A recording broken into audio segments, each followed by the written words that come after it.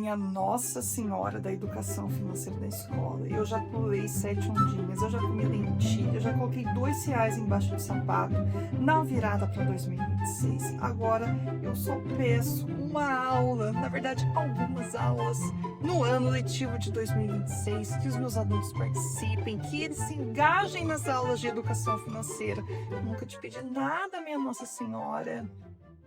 Isso tudo, professor, pode te ajudar nas suas aulas de educação financeira em 2026. Mas além dessas superstições, eu vou te mostrar 4 passos infalíveis para que você tenha um ótimo ano letivo com as aulas de educação financeira.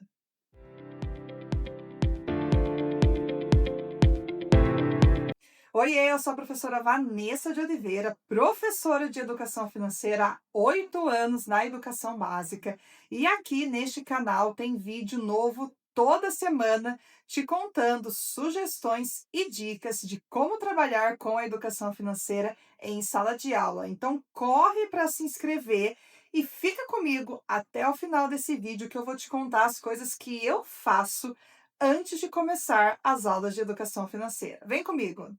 Bom, professor, eu tenho alguns rituais antes de começar as aulas de educação financeira com os alunos e eu vou contar para vocês quais são eles.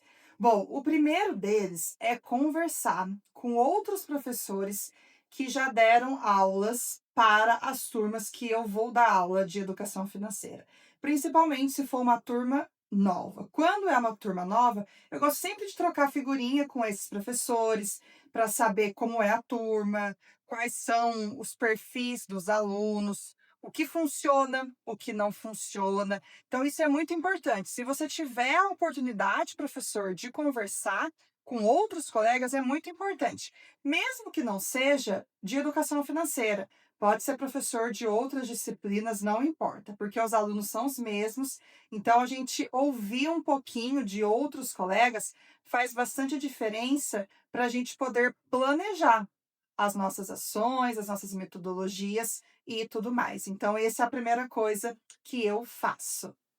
Em seguida, professor, é o momento de fazer o meu planejamento anual das aulas de educação financeira.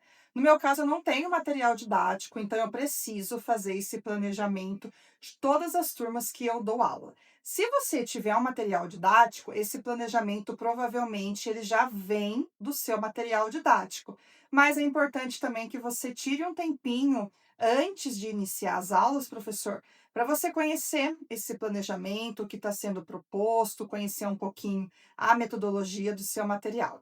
E se você, como eu, não tem material didático, você precisa construir.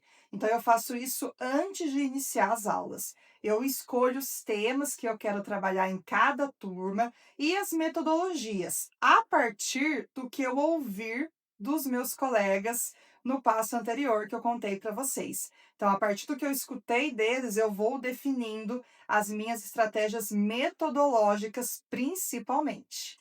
Depois de definido o meu planejamento, os assuntos e os meus objetivos, é o momento de eu definir os meus projetos e saídas pedagógicas, professor. Quem me conhece e me acompanha um pouquinho aqui nas redes sociais há um tempo, sabe que eu gosto muito de trabalhar com projetos e saídas pedagógicas. Então, a partir do meu planejamento, eu observo as possibilidades de trabalhar algum tema a partir de projetos e de fazer saídas pedagógicas de acordo com os temas que eu escolhi. Nesse momento, eu também bato um papo com a minha coordenação, com a minha gestão, porque são ações que não dependem exclusivamente de mim. Então, eu preciso saber da opinião, da possibilidade daquilo que eu estou pensando acontecer na escola. Aproveito normalmente a semana de planejamento, professor, para eu fazer isso, para eu bater um papo com a minha gestão e ver se é possível executar os projetos que eu pensei e as saídas pedagógicas que eu pensei. Normalmente eu faço de 1 a 2 projetos por turma, depende da extensão do projeto que eu escolhi, e saída pedagógica, uma por turma. Então, eu escolho o melhor momento, os melhores lugares, o que é possível ali dentro da minha realidade, mas eu sempre faço isso antes de começar as aulas. Isso não impede que no decorrer das aulas tenha uma ideia nova de projeto ou de saída pedagógica, mas eu gosto de já ter ali programadinho no início do ano alguma ideia para já levar e já executar, tudo bem? Lembrando que o planejamento é algo bastante vivo, não é mesmo, professor? Então é legal a gente ter essa flexibilidade também para inserir coisas novas, retirar coisas que não estão fazendo sentido. Então a gente faz esse movimento agora no início do ano, mas entende que não é algo rígido, é algo que precisa ter flexibilidade, já que estamos falando de seres humanos, de pessoas e muita coisa acontece ao longo do ano. E a última coisa, professor, que eu faço antes de iniciar as aulas com os alunos, é pensar no meu contrato pedagógico e nas minhas avaliações. As avaliações não significa que eu monto todas elas agora em janeiro. Não, não é isso. Mas eu já gosto de pensar nos meus recursos avaliativos. Quais vão ser os meus instrumentos avaliativos? Então, eu vou lá, eu vejo o que que a escola exige. Então, a escola exige uma avaliação conceitual, eu já sei que eu vou ter que fazer. A escola exige algum outro tipo de avaliação, eu também já rascunho algumas ideias.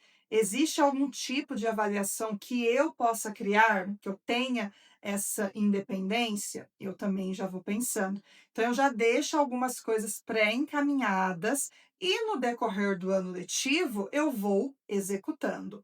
E o contrato pedagógico é o primeiro documento que eu levo no primeiro dia de aula com os alunos. Esse contrato pedagógico eu sempre gosto de levar para os alunos com algumas coisas já pré-estabelecidas, que são coisas inegociáveis para mim, mas também existe abertura para que os alunos possam trazer as suas opiniões, as suas sugestões. Mas eu já faço isso ainda na semana de planejamento. Listar, escrever, né, produzir uma parte desse contrato pedagógico que vai ser levado para os alunos com regras, com combinados. E ali, no primeiro dia de aula, a gente conversa, a gente discute. Se eu precisar inserir alguma coisa, eu faço essa inserção rapidamente. Ou se não, se já tiver tudo ok, a gente já assina ali mesmo, já cola no caderno, já fica tudo registrado.